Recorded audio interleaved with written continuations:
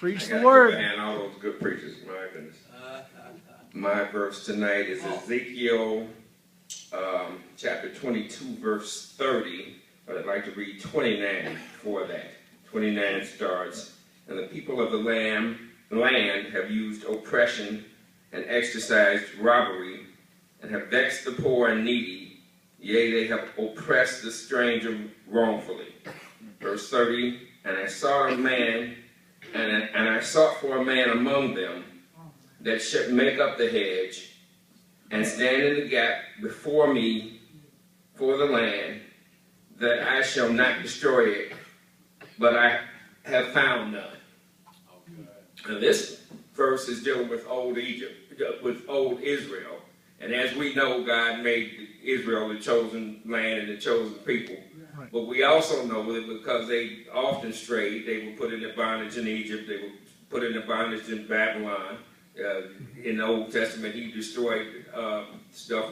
And I actually see very many parallels between old Egypt and current United States. Come on. Right. Where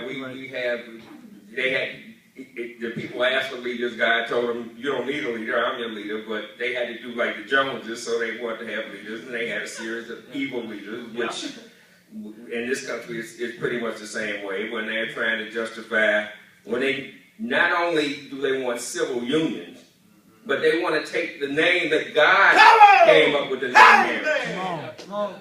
And he specifically said his purpose for marriage and for the union of the family and to worship him, and it absolutely has nothing to do with that. Amen. So right. When the leaders are trying to justify that for votes, and they're trying to justify abortions for votes, then we can't listen to our leaders, but we need to listen to this leader. Come on. And as somebody said before, the name Christian didn't come from Christians. Christians didn't get named Christians. Right. Christians were named Christians because the people that saw them said, hey, these people act like the man that they're following. Amen. That's right. And it's more because of faith and love that we should act like the man we're following than because of commands and because if this is what you believe, then that's how you should be acting. Yes, sir. Right. And we shouldn't say, I love you, and then you act contrary. Right. Our actions should say, do all the talking for us. Yes, so we absolutely need to forsake.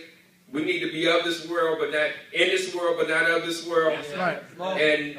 And I mean, we all look around. We all see all of the bad stuff, all of the crime, and we just got to be above it. We know the book. Yes, sir. And we've got to act accordingly. Yes, sir.